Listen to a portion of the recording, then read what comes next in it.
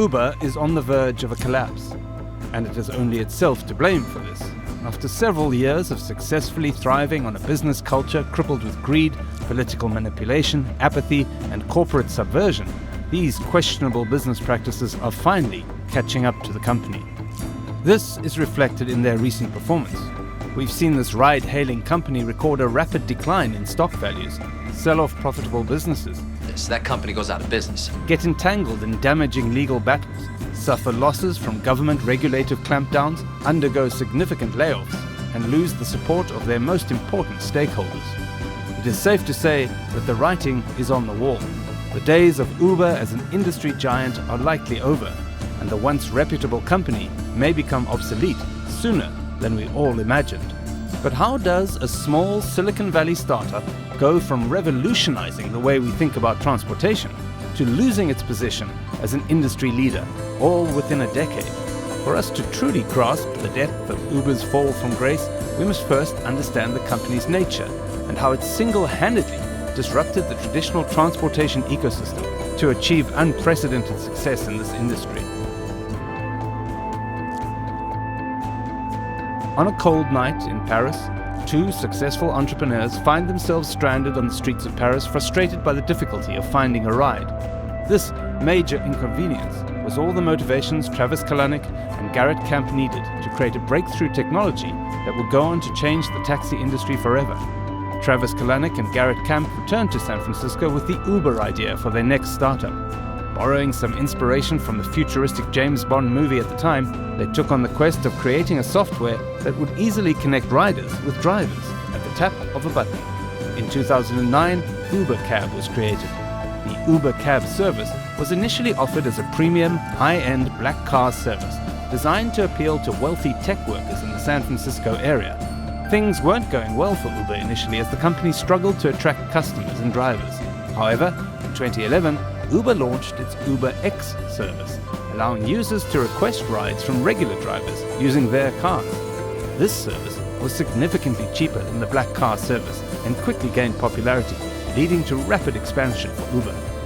By 2013, the company was operational in over 60 cities worldwide and valued at over $3 billion. The company's rapid expansion was fueled by billions of dollars in venture capital funding, which allowed it to heavily subsidize rides and undercut traditional taxi companies.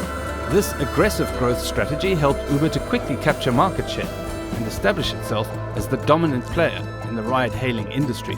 But at what cost?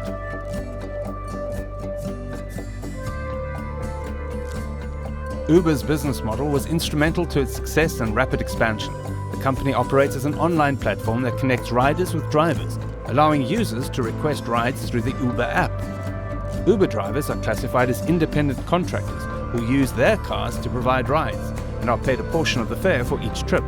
Uber takes a percentage of the fare as its commission, which is how the company generates revenue. One key feature of the Uber business model is its low-cost structure.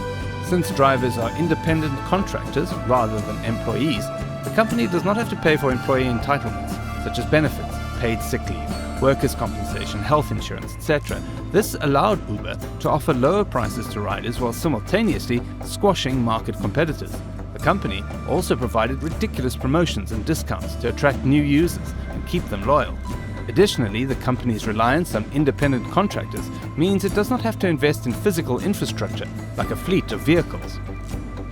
From a business point of view, you can't really fault this model. One can even call this the ultimate business model, seeing as how so much profit is made while running on low costs.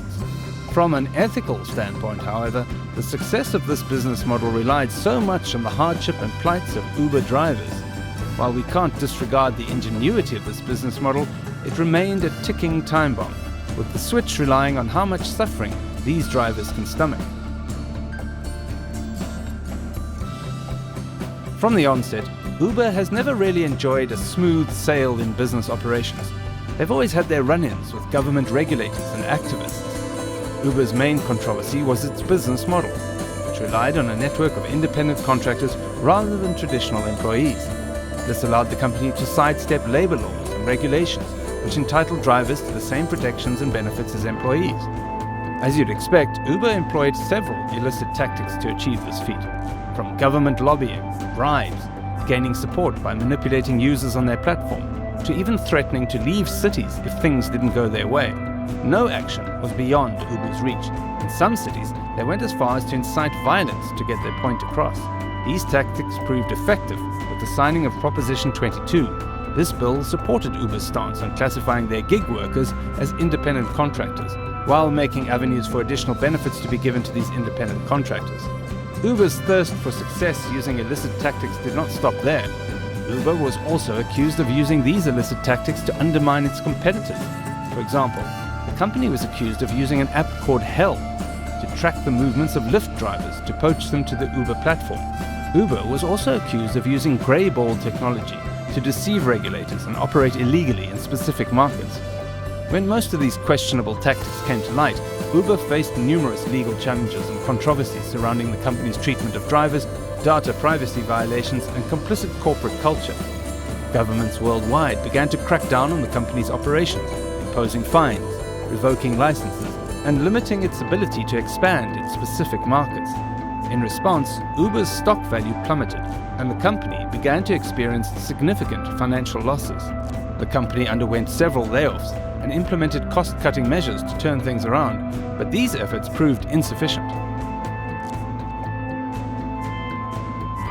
In 2017, Uber faced a series of investigations into sexual harassment and gender discrimination within the company, leading to the laying off of 20 employees. The investigations were prompted by a blog post written by former Uber employee Susan Fowler, who detailed her experience with sexual harassment and discrimination at the company. The negative publicity surrounding these events contributed to a massive decline in public trust. Kalanick's leadership style was also brought into question, with many people describing him as aggressive and unwilling to compromise. Despite these controversies, Kalanick remained defiant and defended the company's business model and practices.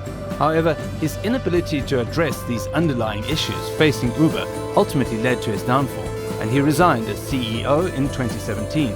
These departures from Uber have not been limited to top executives. Many lower-level employees have also left the company, citing concerns about the culture and leadership. This exodus of talent has been a significant blow to Uber, which has struggled to attract and retain top talent in the wake of the scandals.